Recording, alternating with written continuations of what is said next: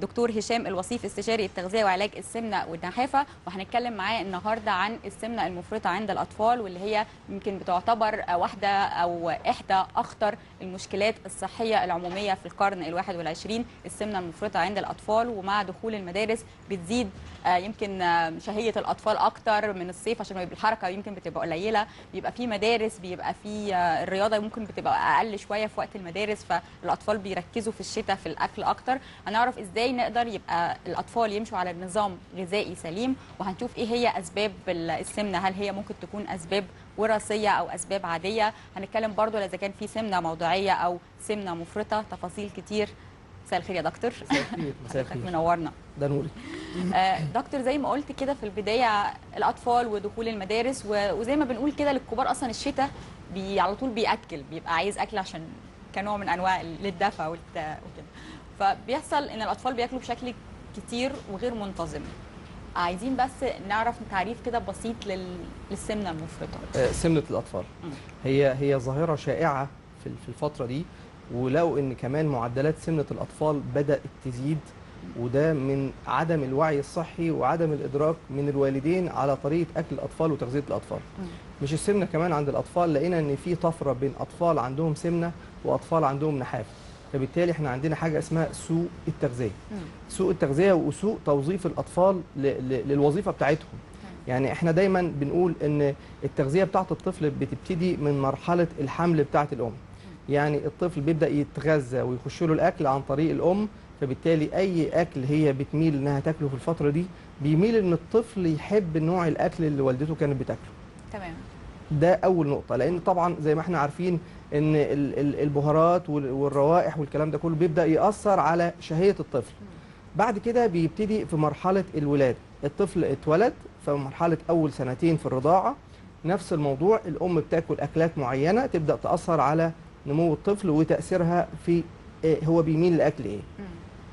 تغذية الطفل طبعا زي ما احنا عارفين إن مرحلة الطفولة أو الرضاعة مهمة جدا، لأن زي ما احنا عارفين إن لبن الأم بيتغير التركيب بتاعه الصبح عن بالليل، بيتغير أول شهر عن تاني شهر عن تالت شهر، فبالتالي ربنا خالق إن لبن الرضاعة يعني سبحان الله العناصر الغذائية بتبقى مختلفة، لأن مراحل النمو بالطفل بتبقى ليها احتياجات معينة، فبنلاقي ان تركيز ونوعيات العناصر في اللبن الام بتختلف من اول شهر لتاني شهر لاول سنه لتاني سنه، فده بيختلف مع الطفل. الرضاعه الطبيعيه من اهم العوامل اللي ممكن تساعد ان الطفل ما يخشش في بدانه او سمنه.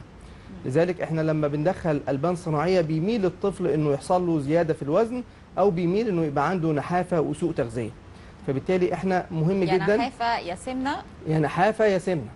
للاسف بتبقى بتعتمد على ايه بقى؟ بصي، بتعتمد، احنا عندنا الالبان اللي الدكتور بيديها للاطفال بتبقى متناسبه على حسب السن بتاع الطفل، وعلى حسب الجهاز الهضمي مهيئ لهضم النوع ده من انواع الالبان ولا لا. في امهات بتهمل الموضوع ده وتزود الجرعات، فبالتالي الطفل ممكن يخش في بدانه او سمنه.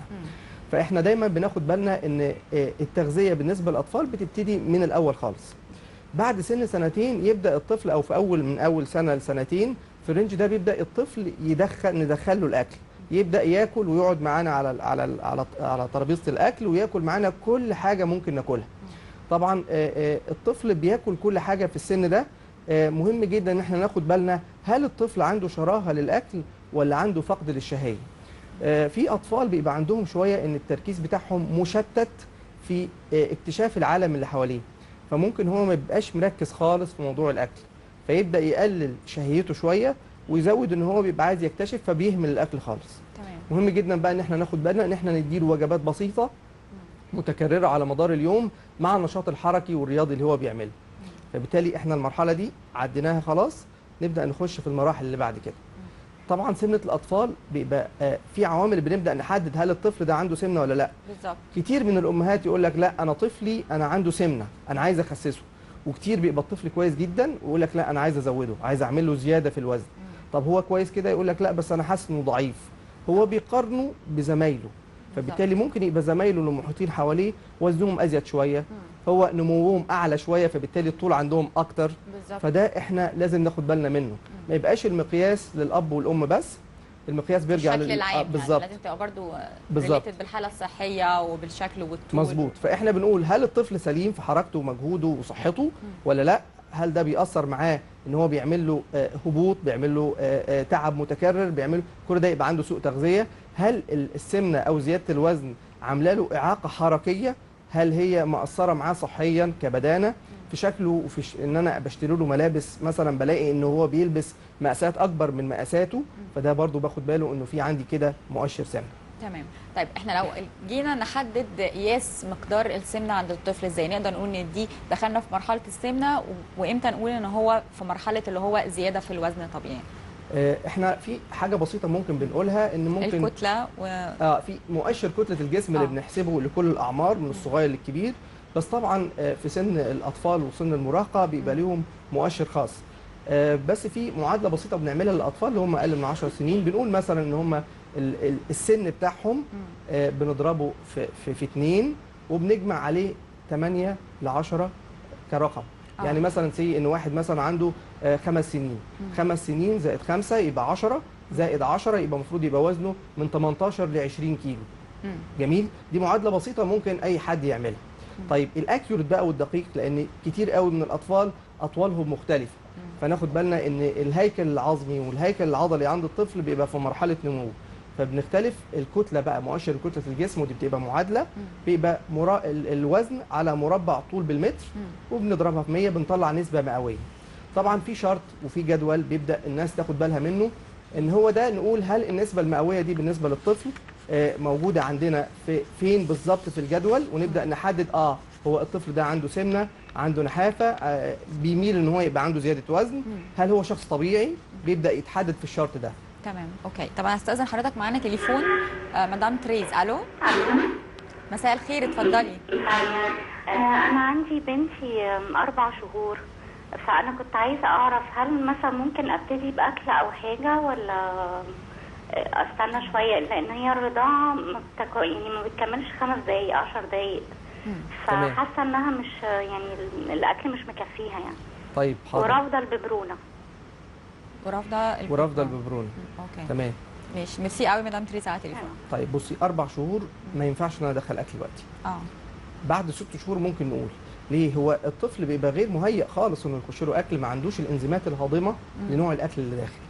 حتى احنا لما بننزل مثلا جدول للاكل بعد 6 شهور بيبقى له مثلا اول شهر اللي هو الشهر السابع له نوعيات اكل معينه، الشهر الثامن له نوعيات اكل معينه، لحد ما بيكمل تقريبا من 11 شهر ل 12 شهر اللي هو سنه بيبدا ياكل الاكل الطبيعي العادي اللي احنا بناكله. احنا لما بندخله بقى اكل في فتره قريبه من اقل من 6 شهور بيبدا الطفل ده يحوش الاكل اللي بياكله في صوره دهون، لان هو ما عندوش انزيمات هاضمه، يا اما يحصل له مشاكل في اضطرابات في الجهاز الهضمي واسهال وتلبكات معويه ومغص شديد جدا للاطفال.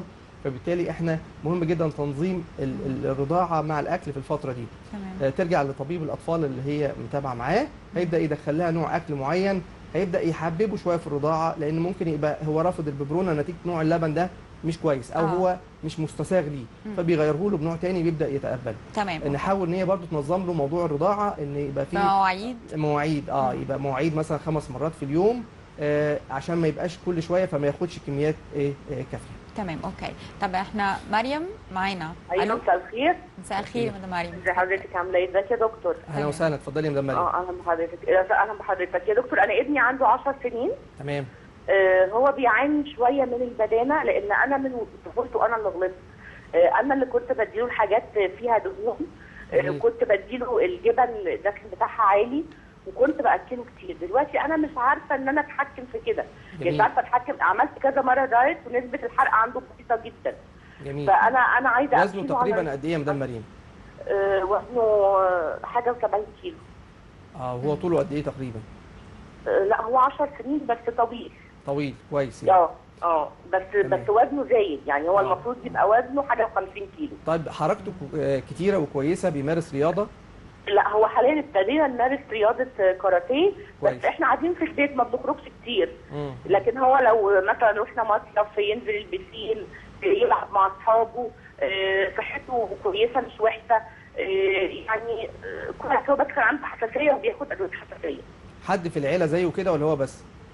زي كده ازاي يعني؟ زياده في الوزن يعني او سمنه. لا انا ايوه في انا زياده في الوزن، انا مليانه. طيب حاضر هرد على بس هو لما عمل دايت معلش الطلب تاني انا عايزه اتفضلي. عنوان عياده حضرتك ومكان حضرتك. طيب حاطر. اوكي ممكن على طب اخد في الكنترول حضرتك ما تقفليش، وفي الكنترول أيوة. ممكن يدوا حضرتك في الكنترول الرقم هيدوك التليفون. التليفون. ميرسي مدام علي. بص هو سن 70 الاطفال كيلو دي سمنه مفرطه نقدر نقول مثلا سن مفرطه. هو 10 سنين طبعا وحاجه و70 ده كتير. زي ما احنا قلنا ان هي بتبتدي من البيت. زي ما قالت لك انا غلطت في الاول واكلته. هو الطفل على ما تعوديه هو مش فاهم. هو المعده عنده بتحب انها يحصل لها امتلاء لانه جعان. فانا لو عودته على اكل دسم في نسبه دهون وسكريات وسعرات حراريه عاليه، يبدا يميل الطفل انه ياكل الاكل ده بصوره متكرره وصوره سريعه. فيبدا مع الوقت خلاص هو بقى مدمن، ما بياكلش الاكل الهيلثي الصحي وبياكل اكل الشارع كتير، الحاجات اللي هي الحلويات المتسكره كتير اللي فيها دهون، يشرب عصاير كتير ومياه غازيه كتير، فبدات تاثر معاه في تكوينه الدهني. لان زي ما احنا عارفين ان تكوين الخلايا الدهنيه بيبقى في مرحله سن الطفوله لحد سن البلوغ، يبدا الطفل يكون خلايا دهنيه في العدد اكتر من اي حاجه. فبالتالي ممكن يبقى هو مليان عنده 5 كيلو او 10 كيلو بس في الوزن، ونقول ان هو عنده عدد كبير، ده بعد سن البلوغ هيتضاعف الوزن ده. تمام. فبالتالي احنا مهم جدا ليه ان هو نحاول ننظم الوجبات، ما يبقاش له دايت. انا بديله وجباته اللي هو بياكلها، بس ابدا اقلل له الدسم فيها، ابدا اديله نوعيات اكل صحيه ما يبقاش فيها دسم كتير، السكريات والحلويات ما تبقاش متكرره، ما يبقاش مكافئتي ليه عن طريق ان انا اديله حلويات. انت لو عملت كده انا هكافئك باكل او بوجبه معينه. ممكن نكافئه بحاجات ثانيه كنوع من انواع الرياضات، كنوع من انواع الالعاب، كنوع من انواع الخروجات، فبيبقى مكافاه بصوره مختلفه. فبالتالي هو ما يميلش انه يربط ده بده، لان الاحساس بالحاله النفسيه بيتاثر بالاحساس بنوعيات الاكل اللي بتتاكل. بالظبط، يعني في نوعيه اكل معينه ممكن تحسن الحاله المزاجيه، وفي بتعمل مشاكل في الهضم، فممكن تسبب ضيق مثلا في النفسيه. وبدات بعض الشركات تتجه ان تربط الاكل بالتويز او الالعاب عشان الطفل يميل انه يحب الاكل ده. فبقينا نقول لا هو بياكل الاكل ده عشان ياخد اللعب. جميل. فده بيأثر على الاطفال بعد كده، ان هم بقوا يميلوا ان ياكلوا الاكل ده بصوره متكرره وصوره سريعه. بقوا يميلوا ان هم يحصل لهم زياده في الوزن سريعه وبدون اي مجهود من الوالدين، لان طبعا لما بنحاول نعمل دايت او ننظم اكل للطفل لازم على قد ما نقدر البيت كله ينظم معاه. لو عندي فرد واحد او فردين او 3 في البيت عندهم سمنه او زياده في الوزن، يفضل ان احنا نبقى منظمين كلنا، ما نبقاش انا باكل حاجه غلط وهو بياكل حاجه ثانيه خالص. طبعا لا صعب، يعني ما حدش هيسيب اكل قدامه حلو كده وكمان المجهود الرياضي من الحاجات المهمه، هي بدات تلعبه كاراتيه ودي حاجه كويسه قوي، هيبدا يفرغ فيها طاقته. نميل شويه زي في الفتره دي ان احنا نديله نظام غذائي متزن، نحاول ان احنا نصبر عليه شويه لان هو في مرحله نمو. مش لازم في الدايت في الاطفال ان انا انظم لهم اكل ان هو يحصل له انقاص في الوزن، هو ممكن يحصل له انقاص في الوزن وثبات اكتر، انقاص في الوزن وثبات اكتر لان هو في مرحله نمو، بيبني كتله عضليه فبتبدا تزيد معانا على الميزان، الطول بتاعه بيبدا يتغير. فده احنا بنفرد فنلاقي شكله اتغير، تقول لك لا شكله بدا يتغير، كان عنده بروز في البطن شويه بدا يقل، مقاساته وشكله بدا يتغير، ما عادش بحس ان هو بينهج زي الاول، هو كده ماشي صح، مش لازم ان هو ينزل في الوزن اقول لك لا انت ماشي غلط. فده مهم جدا. تمام. طب وهي كان في نقطه بس بتقول ان هو وزنه ما بيقلش، يعني نسبه الحرق عنده مش عاليه، ده بسبب برضو حاجه في السن ده، ولا بسبب انه الرياضه مثلا بتاعته رياضه برضو عنيفه بس مش رياضه؟ لا هو عشان مشكلتين. المشكله الاولى ان الام زي ما احنا عارفين بتبقى متسرعه شويه ان هي عايزه ينزل كل مره. دي النقطه اللي احنا قلناها، فهو مش لازم ينزل كل مره. رقم 2 هو عنده اوريدي عدد خلايا دهنيه كتير، فبالتالي لازم تصبري عليه شويه عشان في مرحله النمو بتاعه العدد ده ما يزيدش. يعني احنا لو حاولنا ان عدد الخلايا الدهنيه ان هو كون 2000 خليه دهنيه في جسمه، غير لو واحد كون 200 خليه دهنيه، فبالتالي العدد ده صغير بس كتير وبيعمل كتله شويه في الوزن، فنصبر عليه هتلاقي شكله بيبدا يتغير. كلايف ستايل هو بدا يتغير لان نوعيات الاكل بدانا نغيرها له. الكونسبت اللي عنده ان الدايت ده حرمان وانا هحرمك من الاكل عشان تخس، لا ده غلط. نحاول ان احنا دايما ما نجبروش وما نضطروش ان هو يعمل حاجات زي دي. لو حاسين ان هو اندر كنترول وبيجيب حاجات من بره كتير، نحاول نعمل كنترول عليه شويه في موضوع الماديات ونعوضها بحاجات من البيت. بالظبط. ونعوض له ان نديله الوجبات بتاعته من البيت اكتر، يبقى مره كده ومره كده ما نحسسوش ان الموضوع حاجه صعبه قوي. تمام اوكي. طب احنا معانا دلوقتي ده اللي احنا كنا بنقوله قبل الاتصال، اللي هو مؤشر كتله الجسم. اللي هو شرط موجود على النت، لو اي واحده او اي واحد في البيت حاول يدور عليه بيلاقيه. بنبدا نقول زي ما احنا قلنا مؤشر كتله الجسم اللي هو البي ام اي، بيبقى وزن الجسم على مربع الطول بالمتر في 100، بيبدا يطلع لي نسبه مئويه. بنشوف ان الشرط ده مكون من سنتين لسن 20 سنه. بنبدا نحدد بيه هل الطفل او البالغ ده في مرحله هو عنده زياده في الوزن، هل هو عنده سمنه، هل هو عنده نحافه. لا، احنا بنشوف لو شفنا اللون الاحمر اللي فوق ده اللي بنقول عليه ان الطفل ده او الشخص ده عنده سمنه مفرطه او زياده في الوزن، بنقول عليها سمنه.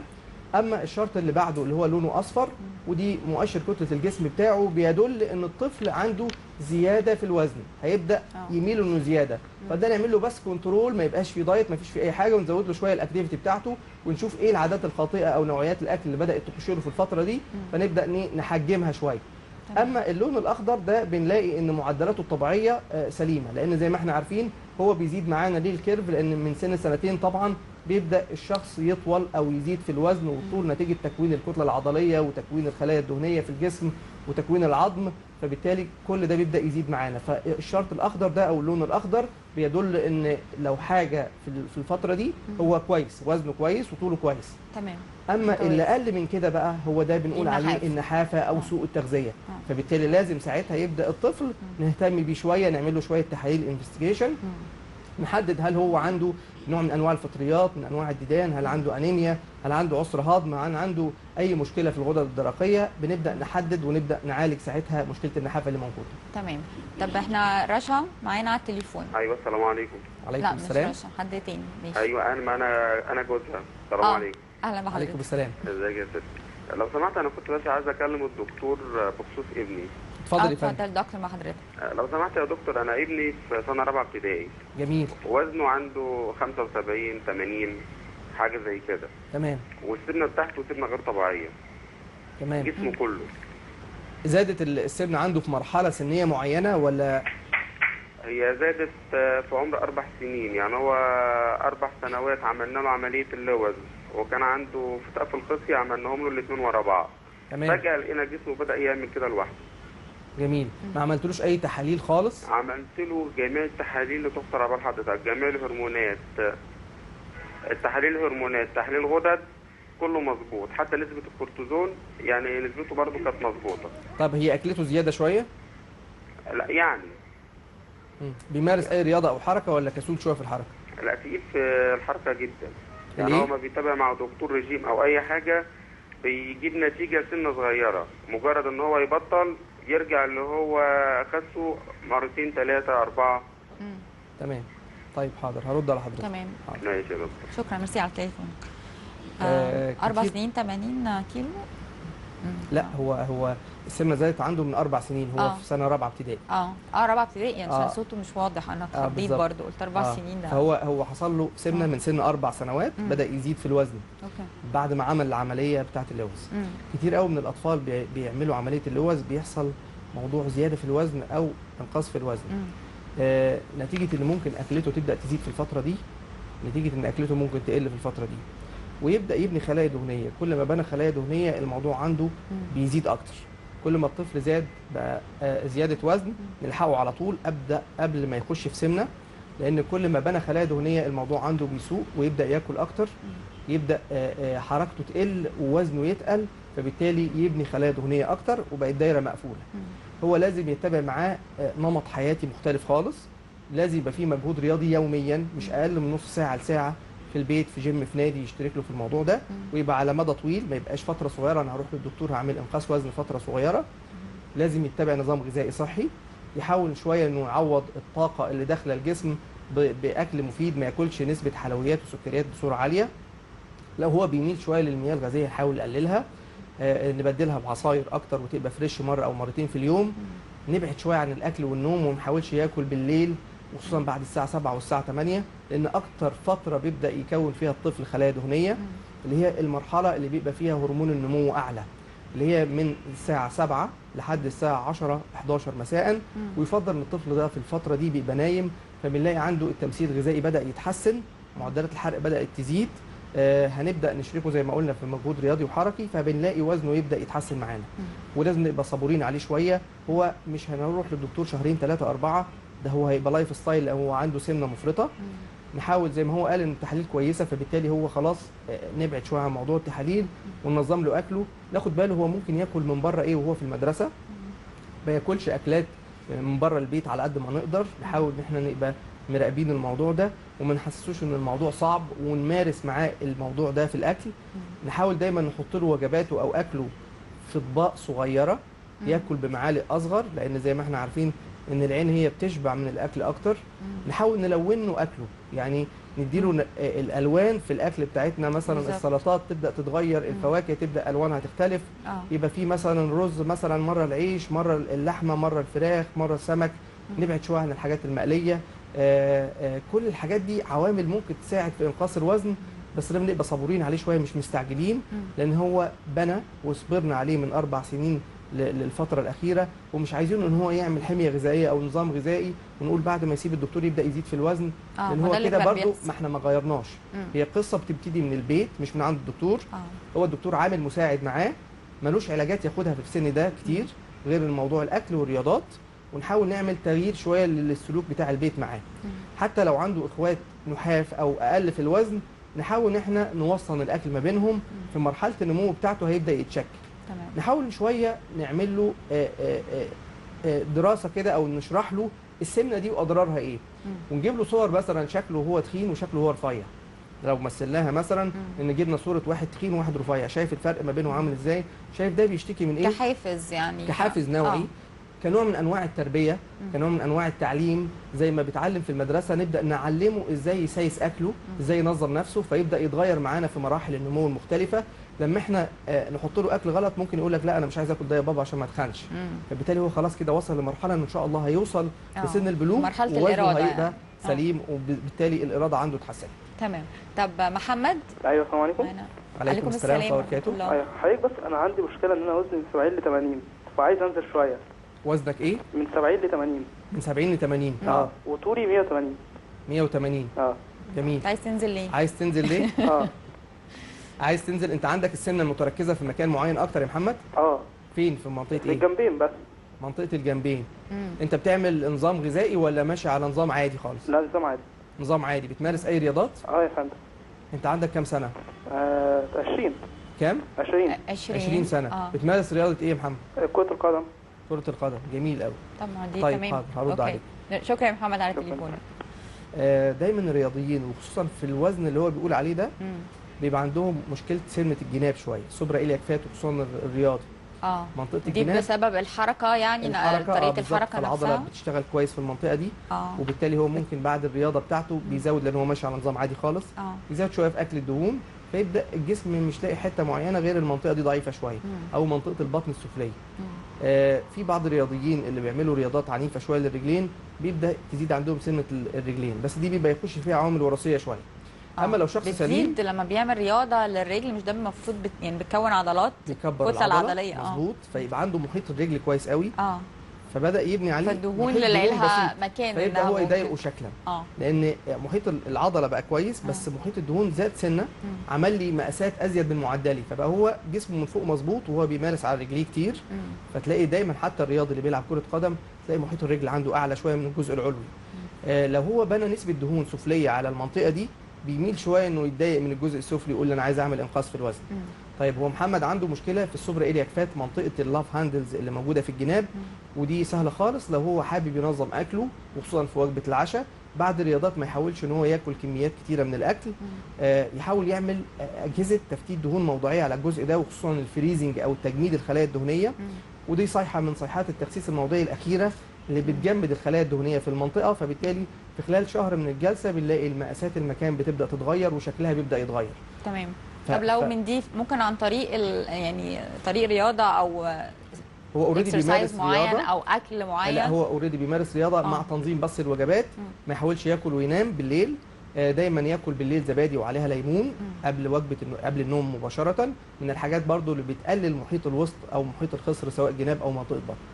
زبادي خالي الدسم بيعصر عليه ليمون ويعصر عليه لا زبادي عادي، زبادي كمان. عادي خالص مش البلد العادي. آه. فبالتالي بيعصر عليه ليمون ويبدا ياخد كوبايه ل2 يوميا قبل النوم، من الحاجات اللي بتساعد معايا في تقليل محيط الوسط او محيط الخصر. فعلا ايه اللي بيتم فعلا. بقى ازاي عشان نفهم برضو التركيبه ماشيه ازاي؟ جميل. احنا عارفين ان الزبادي من الحاجات اللي فيها خماير مريحه للجهاز الهضمي والقولون، وبالتالي هو بيبدا يقلل انتفاخات وتشنجات الجهاز الهضمي اثناء النوم، فبالتالي يبدا معدلات التمثيل الغذائي ومعدلات الجهاز الليمفاوي في صرف السوائل اثناء النوم بتزيد، يبدا يقلل لي محيط الوسط ومحيط البطن. الليمون من الحاجات القابضه شويه للاوعيه الدمويه، بيقلل لي الشهيه وخصوصا فتره الصباح، فناكل كميات اقل في الاكل. الحمضي او فيتامين سي اللي موجود في الليمون من الحاجات اللي بتزود التمثيل الغذائي شويه، فتبدا تزود لي معدل التمثيل الغذائي اثناء النوم. وجبه الزبادي من الحاجات اللي بتحسن وظائف الجهاز الهضمي، فبالتالي لما حركته تتحسن تبدا تقلل لي الدهون المحيطه حواليه، فبالتالي لما بيشتغل الجهاز الهضمي بيحتاج طاقه يبدا ياخدها من كتله الدهون اللي موجوده حوالين كل عضو، فتبدا تساعد في تقليل في الحرق، تقليل معدلات الدهون حواليه وتزويد معدلات الحرق. تمام، هايل. يعني كلنا هنعمل كده مش الاطفال بس يعني. طيب معانا تليفون صح؟ الو. الو. ايوه السلام عليكم. مدام خلود. عليكم أيوة. السلام ورحمه الله. اتفضلي. ممكن اكلم الدكتور؟ اتفضلي يا مدام خلود. انا ابني عنده 3 شهور، هيتم 3 شهور بكره باذن الله ان شاء الله. وكنت برضعه طبيعي وصناعي علشان خاطر اللبن بتاعي ما كانش بيكفيه. كويس. بس هو ما بيزيدش عن 60 سم خالص. لو اديته زياده عن كده ما بيرضاش، يعني انا بديله اللبن دوت بعد تدريب. كويس. بعد ما برضعه هو ما بيزيدش عن 60 سم ايه في الرضعه بتاعته ولا في ايه؟ معلش مش سامعه. بيزيد عن 60 سم في ايه؟ في الرضعه بتاعته في الصناعي. تمام. بياخد كام مره؟ لا مش كل مره، يعني ممكن مره او مرتين في اليوم. تمام. ده مكمل للرضاعه الطبيعيه. تمام. طيب النمو بتاعه اخباره ايه؟ كوزنه وطوله ومقاس الراس؟ اخر مره كانت الدكتوره كانت مطمناني ان هو لما كان تم شهرين كان وزنه 6 كيلو، وهو دلوقتي كويس. انا شايفه ان هو بيزيد كويس، بس المفروض ان هو على العلبه بتاعه اللبن الصناعي قال المفروض ان لما تبقى رضعه كامله بيبقى 180 سم، بس انا بحاول معاه ما بيرضاش ياخدهم. تمام. حاضر هرد عليك. كتير سوري يعني. لا حاضر. تمام. حاضر. شكرا مدام خلود على التليفون. المشكله فين؟ هي ان هو ما بياخدش لبن كتير، بس هو جسمه مناسب. هو ده قلب الام بقى اللي احنا بنقول عليه. ان ممكن الام تبقى تحب اطفالها اكتر من اللزوم، فتعمل لهم سمنه او بدانه عن طريق ان هي ممكن تضغط عليه، هو احتياجه خده، فبالتالي انت ما تقرصيش عليه ان هو يزود الكميه. هو ما كملش 60 مش مشكله. هو المقاييس اللي بتتكتب على العلب مش اساسيه ان كل طفل ياخدها. كل اطفالنا مختلفه عن بعضها كتكوين جيني، كتكوين في حجم الاعضاء الداخليه، المعده واستجابتها، فانا ما اعودوش واضغط عليه بالاكل او بالرضعه بتاعته، فبالتالي تبدا توسع معايا محيط المعده، بعد كده ما اقدرش اسيطر على الشهيه بتاعته. تمام. فبالتالي انت اديله احتياجه وهو هيرفض الباقي مش مشكله.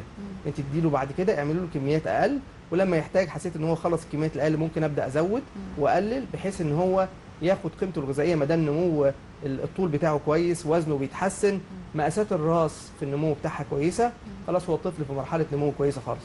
فما نهملوش وما نهتمش بيه اكتر من اللزوم، لان ده من اسباب السمنه عند الاطفال. ان ممكن يبقى الطفل عنده تركيب جيني ان هو يميل شويه للسمنه، وتيجي الام تضغط عليه بالاكل بكميات ازيد، لازم تخلص طبقك، لازم الطبق يخلص، لازم مش عارف ايه، فبالتالي الطفل بيضغط على نفسه خوفا من امه، فبالتالي يبدا محيط المعده عنده او مساحه المعده تكبر، يبقى هو مستقبل اكتر لكميات اكبر. مع الوقت يحصل له سمنه وعدم سيطره على الشراهه بتاعته او الاكل، ونيجي نسيطر بعد كده في سن 8 سنين 10 سنين الموضوع بقى صعب. عودناه على نوعيات اكل معينه بقى الموضوع صعب برضو في الكنترول او السيطره عليه. فبالتالي ناخد بالنا في العادات والسلوكيات معاه. الامهات ما تخافش على اولادها، تحاول تنزل الشرط اللي انا نزلته او الصوره اللي انا نزلتها، تبدا تشوف هو ابنها في المعدل ايه وتحكم عليه هو كويس او لا زياده في الوزن او عنده نحافه. ما نحكمش عليه كده عشان ما يعملوش سمنه او بدانه بعد كده. تمام. طيب هو في اهالي بيضطروا يلجأوا. ماشي، قبل سؤالي في تليفون، معلش استاذن حضرتك. الو. الو. الو. السلام عليكم. عليكم ورحمة السلام. الله وبركاته. براء. ممكن براء، ممكن اكلم يا دكتور؟ حلو، اسمك اتفضلي يا براء، براء. اتفضلي. يا دكتور بعد اذنك، انا ابني عنده 6 شهور ونص ورافض الاكل تماما. كل تمام. ما بديله اكل ما بيرضاش ياكل، والرضاعه انا لبني اصلا قليل. انت بتديله فلبن ايه؟ الصناعي. نعم. بتديله ايه؟ لا مش بديله، انا الدكتوره اللي متابعه معايا قالت لي لا ما تديلوش حاجه ما دام فيه لبن، خليه هو يطلع. لان في اول الولاده كنت بديله ببرونه فاستسهل الببرونه. طب انت بتديله ايه اكل؟ بتديله ايه نوعيات اكل؟ بديله مثلا بطاطس مسلوقه، مهروسه، رز من بتاعنا، لسان عصفور. الزبادي كنت بديهوله وكانت بتعمله نازله فبطلت اديله. دلوقتي بقيت بديله سيريلاك بياخده زي الميه، يعني ملوش اي لازمه، وانا بصراحه مش عارفه اعمل ايه. طيب حاضر هرد عليك. هو وزنه دلوقتي لما اديت له الحقنه بتاعت 6 شهور كان عنده 6 كيلو. تمام. خلاص طيب تمام حاضر، مدام هرد براء، عليك. شكرا على تليفونك. في اطفال بتتعود شويه على الرضعات، فاحنا نحاول ان احنا نكنترول الموضوع ده، مش كل ما يحتاج رضعه نديله. نبدا نعمل كنترول شويه، ان انا بنظم له مواعيد الرضاعه. مثلا هترضعه 3 مرات رضاعه طبيعي، تديله مثلا مره او مرتين رضاعه خارجيه. لو هي بتديله، ما بتديلوش خلاص هي تبدا تديله وجبات بينيه بسيطه. يعني تسيب الطفل يجوع شويه وتديله الاكل، ما تديلوش لان هو لسه مش مستطعم الاكل. الحاجات اللي هي بتديها له كويسه مش وحشه في السن ده، بس بلاش الزبادي نصبر عليها شويه. تديله بقى البطاطس المهروسه، الرز البسيط، تفاحيه نجرشها كده او نطبخها، اي خضار او فواكه بسيطه مفيش فيها مشكله. تشوف هو بيميل لايه وتبدا تعوده انها تاخده، مفيش مشكله، مش لازم ياخد كل حاجه. نعوده الاول ان هو ياكل عشان يبدا يتعود على سنس الاكل، وبعد كده نبدا ندخله النوعيات اللي احنا عايزين ناكلها له. تمام. ايا كان نوع الاكل اللي هياكله في الفتره دي نديله بس كميات قليله ويبقى بصوره منظمه. مش كل ما يحتاج او يبقى جعان نديله الرضعه او نرضعه، فبالتالي هو هيهمل الاكل خالص. تمام. يبقى احنا هننظم فطار غدا عشاء كرضعه، وبالتالي بين الوجبات نديله الايه الوجبه، او نشيل اللي في النص وندي وجبه ونرضع صبح وبالليل. تمام اوكي. طيب احسن عشان مش عايزه الوقت ياخدنا، انا عايزه بس زي سكادجول كده الاهالي تمشي عليه في فتره المدارس. نطلع بقى من الايدج الاطفال قوي ده، فتره المدارس. نظام غذائي سليم ويبقى يعني سترايكنج للاطفال اللي هم لو يعني عندهم سمنه يخسوا، ولو هم طبيعيين يحافظوا على الوزن بتاعهم. جميل. الاطفال في سن المدرسه مهم جدا ان هم يفطروا، لان الفطار من الوجبات السريعه اللي بتساعد معايا في انقاص الوزن، بتساعد معايا في ان الطفل يبقى مستقبل كويس في المدرسه، تركيزه يبقى كويس، ما عندوش الخمول والكسل بتاع الصبح، فبالتالي هو لازم يفطر الصبح. تمام. نحاول ان احنا ما نديلوش حاجات دسمه الصبح. يعني بلاش البرجرات، البانيهات، الحاجات التقيله دي على الصبح. فبالتالي احنا ممكن ندي مثلا سندوتش فول، سندوتش جبنه، سندوتش بيض، سندوتش بطاطس مهروسه، اي نوع من انواع الاكل الصحي اللي احنا ممكن ناخده. بناخد معاه مثلا لبن، بناخد معاه عصير كوجبه، وبالتالي هو فطر وجبه متكامله. عصير بسكر واللبن كامل والحاجات دي كلها طبيعي؟ مفيش اي مشكله خالص، لان زي ما احنا عارفين ان احتياج الطفل او احتياج الجسم عامه بنبقى محتاجين نسبه نشويات، نسبه دهون، نسبه بروتين، نسبه فيتامين ومينرال بصوره عاليه شويه. اكيد. فبالتالي احنا بنزود شويه السلطات على اكلنا، ندخلها له في السندوتشات بتاعتنا. شوف هو بيحب نوع ايه من السلطات ونبدا ندخلها له، مفيش مشكله. نحاول ان احنا نديله سناك كوجبه بسيطه، اي نوع من انواع الفواكه. ممكن نديله اي حاجه بتمر ببلح، لان التمر من الوجبات اللي فيها نسبه سكر فتزود التركيز كوجبه بينيه اثناء المدرسه. كان الاول في وجبه مدرسيه بياخدوها الطلبه في المدارس، كان بيبقى فيها مثلا ثمره فاكهه، موزايه، برتقانيه، جبنه بعيش، فده كان بيدي طاقه للطفل كويسه قوي في المدرسه. ممكن نبدلها زي ما احنا قلنا بالتمر بالبلح، اي حاجه من الحاجات البسيطه اللي ما تعودوش انه ياكل كميات اكبر، بس ياكل حاجات فيها طاقه وقيمه غذائيه متكامله. ولما بيرجع من المدرسه يبدا ياكل وجبه الغداء بتاعته. ما يحاولش انه ياكل وينام، لازم نزود له شويه النشاط الرياضي المدرسي، يبقى في نشاطات في المدرسه. لو ما فيش نشاطات في المدرسه احنا نعمل له نشاط رياضي بعد المدرسه، ما يبقاش ان احنا مهملين ده او ده. نحاول نهتم شويه ان هو نومه يبقى منظم، يحاول ينام بدري عشان يصحى بدري، ما يسهرش فترات طويله عشان ده بيأثر في النمو بتاعه والتكوين الدهني. تمام. وطبعا ما بياكلش وينام. وما ياكلش وينام. بالظبط، عشان هو كان هنوقف بننام 8 ونوقف الاكل 7، فدي برضو غلط. لا احنا قبلها بنقول بساعتين، من ساعه لساعتين. يعني بالنسبه للاطفال من ساعه لساعتين، لان احنا المحتوى الاكل بتاعه فتره مسائيه بيبقى اقل شويه. تمام، اوكي. يعني دكتور هشام انا بشكر حضرتك جدا، وان شاء الله يعني كل النصايح بسيطه جدا وسلسه وفيها اكل على فكره والله، ويعني والاكل بدهون برضو وبسكر، بس هو التنظيم ونقلل الكميه شويه هو الموضوع هيبقى اندر كنترول ان شاء الله. بشكر حضرتك دكتور هشام الوصيف، استشاري تغذيه وعلاج السمنه والنحافه. مشاهدينا لسه مكملين حلقتنا، يستنونا بعد الفاصل وهنتكلم عن تقويم الاسنان عند الاطفال.